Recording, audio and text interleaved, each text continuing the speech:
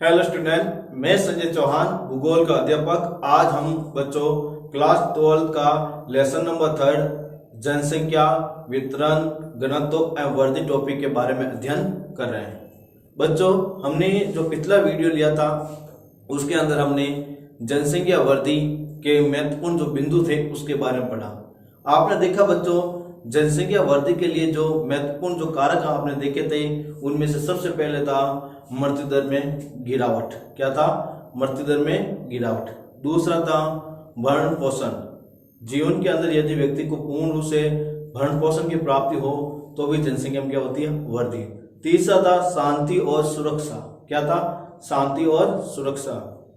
चौथा था औद्योगिकरण और पांचवा था वैज्ञानिक एवं प्राविधिक विद्या और छठा था प्रवास। ये सभी जो कारक थे वो किसी न किसी रूप में जनसंख्या वृद्धि में क्या दे रहे थे? योगदान दे रहे थे। फिर हमने पढ़ा था जनसंख्या वृद्धि की विशेषता। आपने जनसंख्या वृद्धि की विशेषता में आपने देखा होगा कि 1650 से लेकर 1750 तक जनसंख्या के अंदर आपने एशिया और यूरोप में तो सामान्य रही थी और अफ्रीका में घट गई थी और उत्तरी अमेरिका और दक्षिणी अमेरिका में अल्प वृद्धि देखने को मिली थी। लेकिन 20वीं शताब्दी तक आते आते इनकी जनसंख्या में भारी परिवर्तन आया और आपने देखा कि उत्तरी अमेरिका में 364 गुना जनसंख्या वृद्धि हुई, दक्षिणी अमेरिका में 14 गुना वृद्धि हुई और आपने देखा कि जो अफ्रीका महाद्वीप है उसके अंदर सबसे कम जनसंख्या वृद्धि देखने को मिली थी। अफ्रीका महाद्वीप में सिर्फ 3 गुना ही जनसंख्या वृद्धि देखने को मिली थी। ये हमने पिछले वीडियो के अंदर इन टॉपिक के बारे में जानकारी प्राप्त की थी। आज हम बच्चों हम देखेंगे कि जनसंख्या वृद्धि अधिक हो जाने से उन क्षेत्रों में क्या समस्या उत्पन्न होती है, उन जनसंख्या का प्रभाव उन वातावरण पर क्या पड़ता है, उनके बारे में पढ़ेंगे और उनकी जानकारी प्राप्त करेंगे। जनसंख्या वृद्धि चाहे किसी भी क्षेत्र में हो, चाहे वो मानवीय क्षेत्र के किसी भी देश के अंदर हो, वो संसाधन, वहाँ की प्राकृतिक वातावरण और जो भी भू कारक होते हैं या प्राकृतिक कारक है उनके लिए क्या होते हैं? नुकसानदेही होते हैं। तो आज हम बच्चों जनसंख्या वृद्धि से उत्पन्न होने वाली जो प्रमुख समस्याएं हैं उनका विस्तार के साथ अध्ययन करेंगे। तो हमारी विश्व जनसंख्या की प्रमुख समस्या में पहला अत्यंत तीव्र एवं भयानक वृद्धि। देखो, जब किसी क्षेत्र के अंदर तेजी से जनसंख्या वृद्धि होने लगती है और उस क्षेत्र में तेजी से जनसंख्या बढ़ने लगती है तो एक बहुत ही भयानक रूप धारण कर लेती है। कैसे? वो मैं आपको समझा रहा हूं। यदि किसी क्षेत्र का भूभाग 100 व्यक्ति के लिए बना हुआ है, कितने व्यक्ति के लिए? 100 व्यक्ति के लिए बना है और वहां पर यदि जनसंख्या बढ़कर 2 साल के अंदर 500 व्यक्ति हो जाते हैं तो उस जगह पर अब 100 व्यक्ति रहने वाले हो, उसके उपसार पर यदि 500 रहेंगे तो वो वहां के प्राकृतिक वातावरण और वहां के भूभाग और वहां के जो संसाधन है उसके ऊपर भारी मात्रा में क्या डालेगा? दबाव डालेगा। और जब ये दबाव डालेगा तो इन लोगों के बीच के अंदर बहुत सारी ऐसी समस्या उत्पन्न होगी, लड़ाई झगड़े होंगे और एक दूसरे के बीच इतना मतभेद हो जाएगा कि आपस में उन जगह को प्राप्त करने के लिए संघर्ष करेंगे। क्या करेंगे? संघर्ष करेंगे। तो यही है भयानक वृद्धि का रूप आगे देखने को मिलता है। तो अपन इसकी विस्तार से देखते हैं। वर्तमान काल में संसार की जनसंख्या में अत्यंत वृद्धि से वृद्धि हो रही है और वर्तमान समय में देख रहे हैं जनसंख्या वृद्धि बहुत तेजी से हो रही है। आपने देखा होगा भारत के अंदर देखते हैं तो 17.64% वार्षिक वृद्धि दर है। कितनी है? 17.64% है वार्षिक वृद्धि और राजस्थान के अंदर 2.1% लगभग वार्षिक वृद्धि दर देखने को मिलती है। देखो, भारत के अंदर प्रति वर्ष 17.64% जनसंख्या क्या हो रही है? वृद्धि हो रही है, जो बहुत ही क्या है? चिंता का विषय है। यदि इसी तरह जनसंख्या वृद्धि हुई तो एक समय ऐसा हो जाएगा कि इस भारत के भूभाग पर संसाधनों की बहुत बड़ी मात्रा में कमी आ जाएगी और ये जनसंख्या बहुत ज्यादा बढ़ जाएगी। यदि अपन जनसंख्या वृद्धि का यदि ये दर अपन पहले देखा जाए तो ये जनसंख्या वृद्धि का दर बहुत ही कम था, लेकिन वर्तमान में इसकी वृद्धि बहुत ज्यादा देखने को मिल रही है। जैसे कि पहले कभी नहीं हुई थी, ऐसी वृद्धि पहले कभी नहीं थी। यदि इस दर से वृद्धि होती रही तो 2040 तक, कब तक? 2040 तक विश्व की जनसंख्या 1400 करोड़ हो जाएगी। यदि इसी तरह जनसंख्या की ग्रोथ होती रही तो 2040 कितने 2040 तक विश्व की जो जनसंख्या है वो कितनी हो जाएगी 1400 करोड़ हो जाएगी। कितनी हो जाएगी 1400 करोड़। तो याद रखना कि अत्यधिक जनसंख्या वृद्धि का सीधा प्रभाव हमारे भौतिक संसाधनों पर, मानवीय जीवन स्तर पर और तथा विभिन्न प्रकार के पर्यावरण कारकों पर देखने को मिलेगा। दूसरा है सीमित संसाधन। यदि सीमित संसाधन में सबसे पहले अपन लेते हैं संसाधन क्या है, तो इसकी परिभाषा लेते हैं।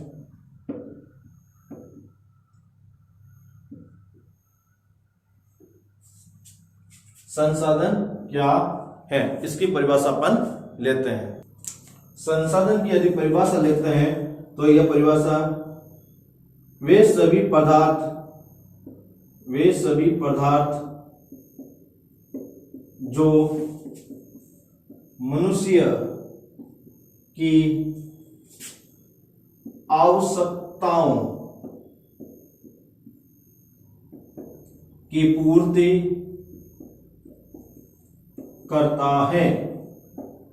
वे सभी पदार्थ जो मनुष्य की आवश्यकताओं की पूर्ति करता है उसे हम संसाधन कहते हैं। संसाधन को यदि हम देखते हैं तो दो रूप में पाए जाते हैं। एक होता है प्राकृतिक संसाधन,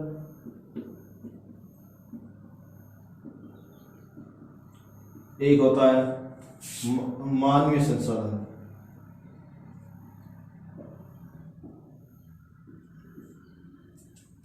प्राकृतिक संसाधन की बात करें तो ऐसे संसाधन जिनके निर्माण के में प्रकृति का बड़ा योगदान होता है, जिसमें मनुष्य का कोई हस्तक्षेप नहीं होता है। ऐसे संसाधन जिनके निर्माण में प्रकृति का महत्वपूर्ण योगदान होता है तथा मनुष्य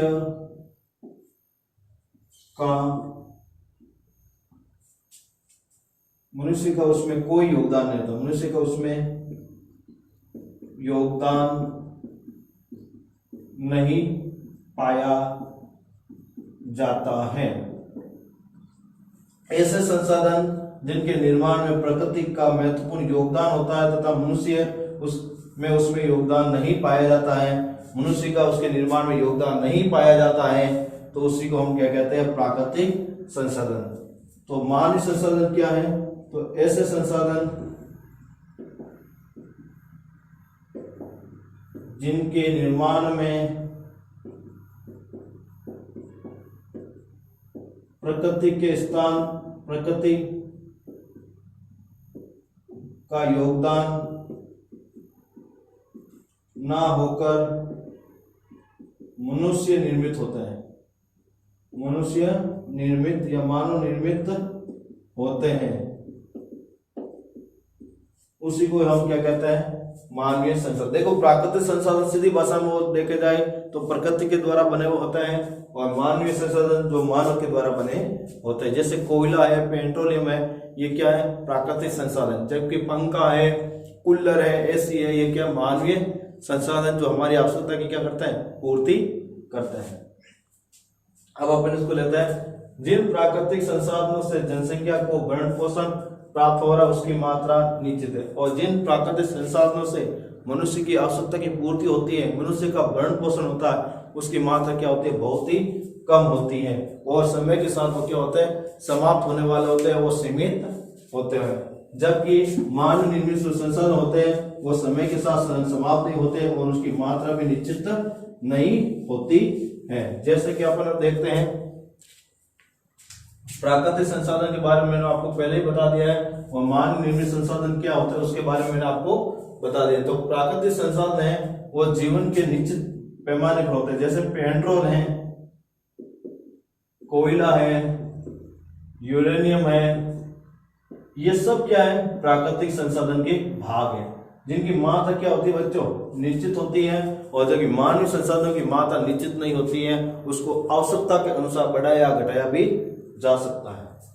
अब अगला बिंदु है बिना बसे भूभागों में निरसन। आपने देखा होगा पृथ्वी का जो 100% भाग है उनमें से 70% भाग ऐसा है जहां पर लोग नहीं निवास करते हैं, जैसे बर्फीले इलाके हैं, दूरी क्षेत्र के मरुस्थलीय इलाके हैं, या घने वन वाले इलाके हैं, या अधिक वर्षा वाले क्षेत्र हैं, वहां पर मनुष्य क्या नहीं करता है, निवास नहीं करता है। लेकिन पृथ्वी के सिर्फ 30% जो भूभाग है वहां पर ही मनुष्य रहता है और अपनी आर्थिक क्रियाओं का निर्वाह करता है।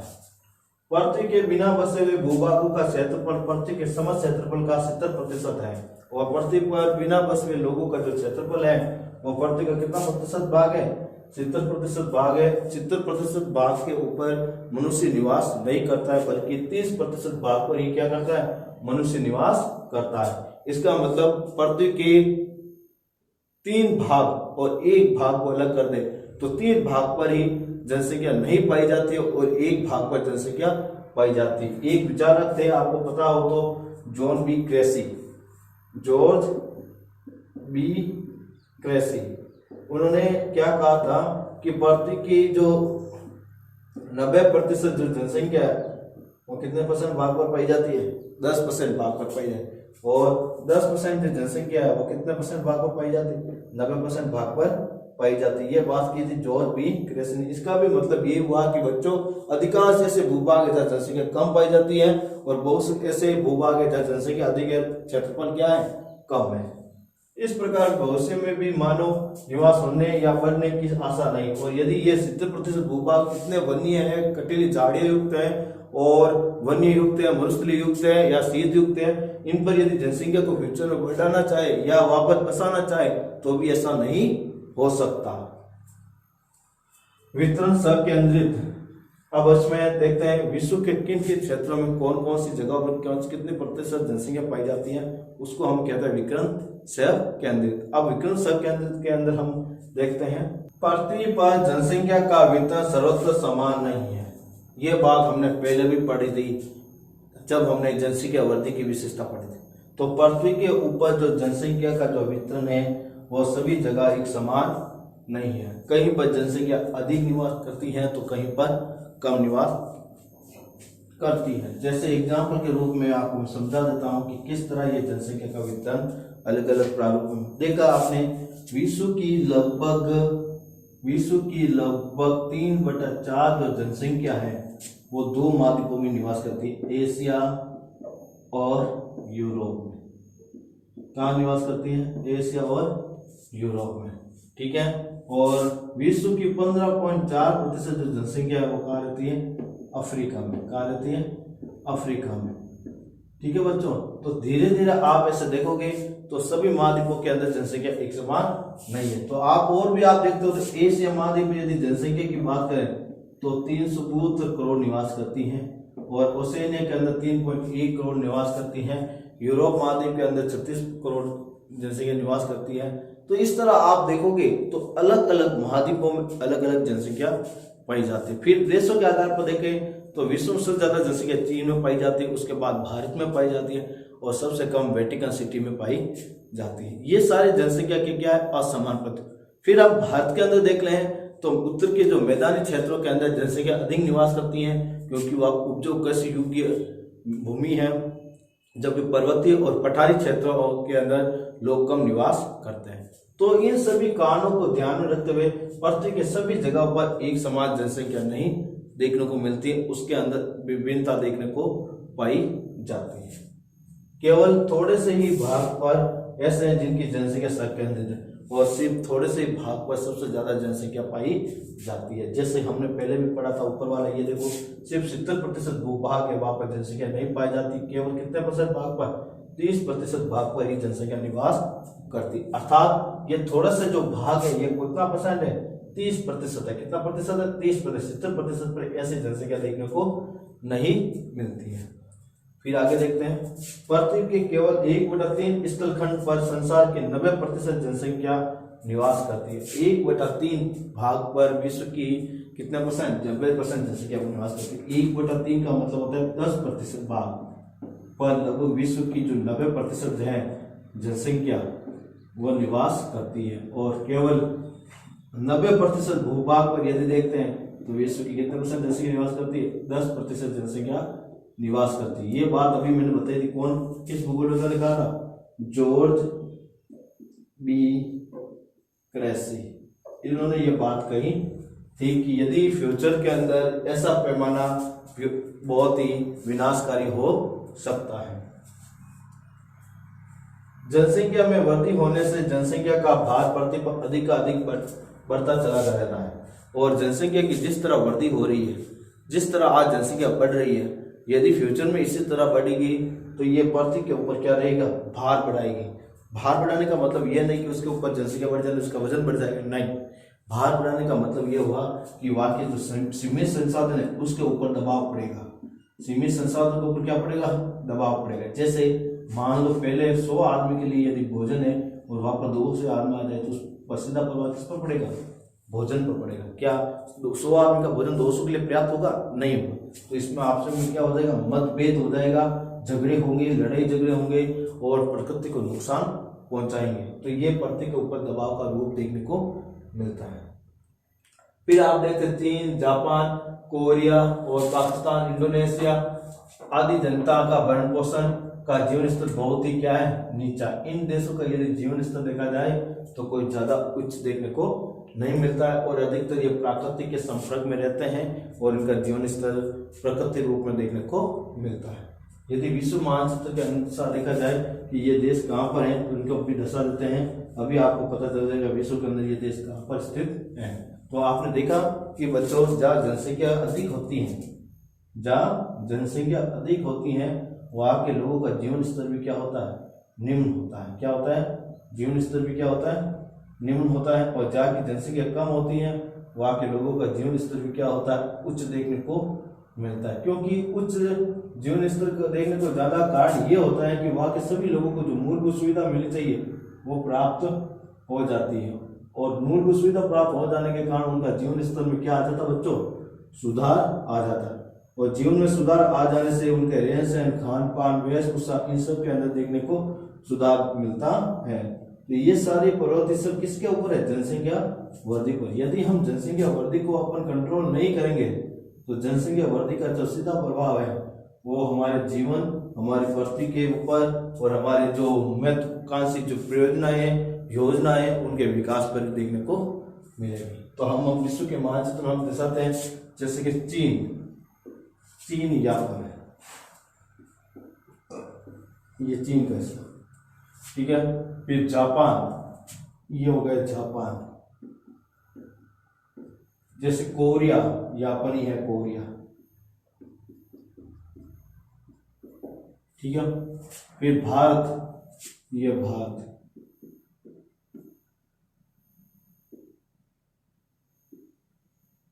ठीक है बच्चों। फिर अपन के पाकिस्तान, यह है पाकिस्तान, पाकिस्तान। फिर आपसे पूछे इंडोनेशिया, तो यह है इंडोनेशिया,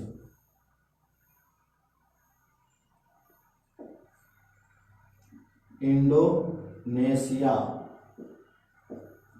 इंडोनेशिया। ये है विश्व के मानचित्र के अंदर मैंने आपको कौन सा देश कहाँ पर स्थित है उनके बारे में बताया। क्योंकि बच्चों आपको मालूम ही है, मैंने आपको पहले भी कहा है कि 2 नंबर का जो विश्व का मानचित्र है वो आपकी पुस्तक के जो मानव भूगोल के मूलभूत सिद्धांत है उसी के अंदर जो विश्व के जो देशों के नाम आते हैं, जो पॉइंट आते हैं, उन्हीं से ही पूछे जाएंगे। इसलिए मैं आपको जब भी कभी कोई देश का नाम आता है तो मैं मानचित्र से आपको दर्शाने की कोशिश करता हूं, जिससे आपको फ्यूचर के अंदर अच्छे मार्क्स मिल सके। तो आपने देखा बच्चों किस तरह विश्व जनसंख्या की में जब वृद्धि हो जाती है तो किस प्रकार की समझ उत्पन्न होती है। तो अब हम देखते हैं नेक्स्ट बिंदु को, प्राकृतिक और मानवीय प्रतिबंध। जो प्राकृतिक और मानवीय प्रतिबंध के अनुसार इसमें यह बताया जाता है कि प्रकृति के अनुसार जो नियम बनाए गए उसी का यदि हम अनुसरण नहीं करते हैं और मानव द्वारा बनाए गए नियमों का हम अनुसरण नहीं करते हैं तो प्रकृति को हम सीधा नुकसान पहुंचाएंगे, और प्रकृति को जो हम नुकसान पहुंचाएंगे उसका सीधा प्रभाव हमारे जीवन और हमारी जो रहन सहन, खान पान, व्यवहार, वातावरण, इन सब पर देखने को मिलेगा। जब किसी प्रदेश की जनसंख्या का भारतवासी भौतिक संसाधन धारण नहीं कर पाते, भार है, ध्यान रखना बच्चों, ठीक है। वापस, जब किसी प्रदेश की जनसंख्या का भारवास के भौतिक संसाधन धारण नहीं कर सकते तो उस प्रदेश में भूखमरी फैल जाती है। यदि किसी प्रदेश के अंदर जनसंख्या बढ़ जाती है, क्या बढ़ जाती है? जनसंख्या बढ़ जाती है, और जनसंख्या बढ़ जाने से उसका सीधा प्रभाव वहां के भौतिक संसाधनों के ऊपर पड़ता है। किस पर पड़ता है बच्चों? वहां के भौतिक संसाधनों पर पड़ता है, और भौतिक संसाधन उन भार को सहन नहीं कर पाते या धारण नहीं कर पाते हैं तो उस प्रदेश में क्या फैल जाती है? भूखमरी फैल जाती है। जैसे एग्जाम्पल के रूप में आपको मालूम होगा कि बहुत अफ्रीका के अंदर भी बहुत सारे ऐसे देश है, वहाँ के संसाधन बहुत सारे हैं, फिर भी वहाँ की जनसंख्या का भार ना झेल पाने के कारण वहाँ भूखमरी की स्थिति देखने को मिलती है। जैसे एग्जाम्पल के रूप में मैं आपको बताता हूँ कि यदि किसी प्रदेश के अंदर 500 टन सोना है और वो सिर्फ 1 लाख व्यक्ति के लिए उपलब्ध हो सकता है। कितने व्यक्ति के लिए? 1 लाख व्यक्ति के लिए उपलब्ध हो सकता है। यदि वहां पर यदि 5 लाख जनसंख्या हो जाए तो क्या वो सोना उन लोगों को उपलब्ध हो पाएगा? नहीं हो पाएगा। वहां पर इस सोने के संसाधन के ऊपर जनसंख्या का क्या झेलना पड़ेगा? भार झेलना पड़ेगा। क्या झेलना पड़ेगा? भार। तो इसलिए किसी क्षेत्र में जब जनसंख्या बढ़ती है तो वहां के सीधा प्रभाव किस पर पड़ता है? भौतिक संसाधनों पर पड़ता है, और जब भौतिक संसाधन उन भार को नहीं झेल पाएंगे तो क्या मिल जाएगी? भूखमरी फैलने लग जाएगी। दरिद्रता, दरिद्रता का अर्थ होता है गरीबी। क्या होता है? गरीबी के कारण रहन सहन का स्तर नीचे गिर जाए, और वहां के लोगों का जब गरीबी आ जाएगी तो लोगों का जो रहन सहन है, खान पान है, व्यवहार है, वो सब क्या आ जाएगा? नीचे गिर जाएगा। बीमारियां और महामारी से मृत्यु दर बढ़ जाएगी, और वहां पर बीमारी फैलेगी, महामारी फैलेगी और मृत्यु दर बढ़ जाएगी। जैसे एक अभी वर्तमान के अंदर बहुत बड़ी महामारी चल रही है, कोरोना। क्या है? कोरोना। तो कोरोना जो सबसे ज्यादा जो फैलता है वो कहाँ फैलता है? झुग्गी बस्तियां या फिर अधिक ज्यादा लोग निवास करते हैं वहां पर ज्यादा फैलता। क्यों? क्योंकि ये एक ऐसी बीमारी है जो वायु के अंदर कुछ कण होते हैं उससे ना फैलकर बल्कि बॉडी के ऊपर कुछ कण हो जाते हैं या वायरस हो जाते हैं जो किसी एक व्यक्ति के स्पर्श होने से दूसरे व्यक्ति के अंदर फैलता है। और लोग जब गरीब होते हैं तो वो झुग्गी बस्तियों में रहते हैं, और झुग्गी बस्तियों में जब पास पास रहते हैं, साथ भी रहते हैं और सुविधाओं का नहीं मिल पाती है तो उनके अंदर ये रोग तेजी से फैलता है। जैसे मुंबई के, महाराष्ट्र के अंदर अभी जो वर्तमान में सबसे ज्यादा जो रोग है कोरोना, वो बीमारी है, वो सबसे ज्यादा कहाँ फैली है? धारावी बस्ती के अंदर। कहाँ मिली है? धारावी बस्ती के अंदर। और धारावी बस्ती के अंदर फैलने का कारण क्या है? वहां की गरीबी लोग, तो गरीब होने के कारण वो पास पास नजदीक जो घर है उसके अंदर एक साथ 10 से 20 व्यक्ति साथ रहते हैं, जिसके कारण आपस में स्पर्श भी होता है, और स्पर्श हो जाने के कारण ये कोरोना की जो बीमारी है उन लोगों में तेजी से फैल रही है। तो वहां की जब इन बीमारियों से फैलेगी तो वहां पर लोगों की मृत्यु दर भी क्या हो जाएगी? अधिक बढ़ जाती है। तो वहां के लोगों के अंदर जब कोरोना फैल गया तो वहां के लोग मरते भी क्या है? ज्यादा। चाहे कोई भी बीमारी होगी तो जब झुग्गी बस्तियों के अंदर देखेंगे तो ज्यादा तेजी से फैलेगी, और ज्यादा तेजी से फैलने के कारण वहां मृत्यु दर भी क्या होगी? तेजी से बढ़ेगी, और जनसंख्या क्या होगा? वहां पर ह्रास होगा, मतलब जनसंख्या धीरे धीरे क्या होने लग जाएगी? कम होने लग जाएगी। अब है रोजगार में कमी। देखो, आपने देखा होगा जब किसी क्षेत्र में जनसंख्या बढ़ जाती है तो रोजगार में क्या आ जाती है? कमी। जैसे आपने देखा होगा किसी क्षेत्र में जब जनसंख्या ज्यादा होती है और काम करने वाले लोग ज्यादा होते हैं और वहां पर जरूरत कम होती है काम करने वाले लोगों की, तो कुछ लोगों को ही रोजगार मिल पाता है, बाकी सारे लोग जो है ना बिना काम के क्या हो जाते हैं? बेरोजगार हो जाते हैं, और उन्हें रोजाना रोजगार की प्राप्ति नहीं हो पाती है। फिर आर्थिक विकास में समस्या। जब देश के अंदर कोई भी विकास के लिए योजनाएं बनाती है तो उसको सीधा प्रभाव किसका पर पड़ता है? जनसंख्या पर पड़ता है। किस पर पड़ता है? जनसंख्या। मान लो आपने देखा होगा कि सरकार ने पंचवर्षीय योजनाएं बनाती है। पंचवर्षीय योजनाएं 5 वर्ष को निर्धारित करके बनाई गई योजनाएं क्या कहलाती है? पंचवर्षीय योजनाएं। वो किसके लिए बनाती है? देश के आर्थिक विकास के लिए बनाती है। और जब ये विकास के लिए जब रोजगार की प्रवृत्ति आती है जैसे कि आपने देखा होगा वर्तमान के अंदर प्रोफेसर की वैकेंसी आई 940 व्यक्तियों की। कितनी आई? असिस्टेंट प्रोफेसर की वैकेंसी 940 व्यक्ति। लेकिन नेट, JRF इस तरह के करे हुए जो सेट और इन सब के प्रकार के जो करे हुए जो लोग हैं वो कम से कम आपके 5 लाख राजस्थान के अंदर है। 5 लाख कहाँ है? राजस्थान के अंदर। और कुछ लोग बाहर से भी इनके फॉर्म को भरेंगे। तो विकास के लिए बनेगी योजना 940 पद है, लेकिन यहाँ के बेरोजगारों की संख्या कितनी है? 5 लाख है। फिर आपने देखा होगा और भी जैसे सरकार बनाती है, जैसे अन्नपूर्णा योजना जो 8 रुपए में खाने के लिए भोजन देती है। तो उसमें क्या होता है कि जो ये योजना भी असफल हो रही। क्यों हो रही? क्योंकि ये सिर्फ भोजन गरीबों के लिए है, लेकिन सारे जो लोग इसका उपयोग कर रहे हैं, इसलिए वो योजना भी क्या हो रही? असफल हो रही। तो सरकार ऐसी बहुत सारी योजनाएं बना रही है जिससे उन क्षेत्र के लोगों को क्या किया जाए? आर्थिक विकास किया जाए। तो आपने बच्चों इस वीडियो के अंदर जनसंख्या वृद्धि से होने वाली जो प्रमुख समस्याएं हैं उनके बारे में जाना। आपको स्वयं भी मालूम है बच्चों कि यदि जनसंख्या बढ़ जाती है तो क्या प्रॉब्लम आती है। आप एक उदाहरण आपकी क्लास का ही लेता हूं मैं बच्चों। यदि आपकी क्लास की सीटिंग अरेंजमेंट 30 व्यक्तियों का है, कितने का है? 30, तो 50 आ जाएंगे तो बच्चे क्या होंगे? आपको बिठाया जाएगा तो क्या होगा? तो आप लोगों को पास में चिपक कर बैठना पड़ेगा। पहली बात तो ये है। फिर आपको पढ़ने में मन नहीं लगेगा। दूसरी बात, यदि कोई सी एक को यदि बीमार होता है तो पूरी क्लास के अंदर वो बीमारी फैल सकती है। तो ये सारी समस्याएं आपके अंदर जनसंख्या वृद्धि से होती है। तो इसी प्रकार जो समस्याएं हैं वो हमारे देश के अंदर, विश्व के अंदर भी जनसंख्या वृद्धि के कारण देखने को मिलती है। अब हम जो नेक्स्ट वीडियो होगा उसके अंदर जनसंख्या वृद्धि के रोकने के जो उपाय हैं या समाधान है उनके बारे में अध्ययन करेंगे।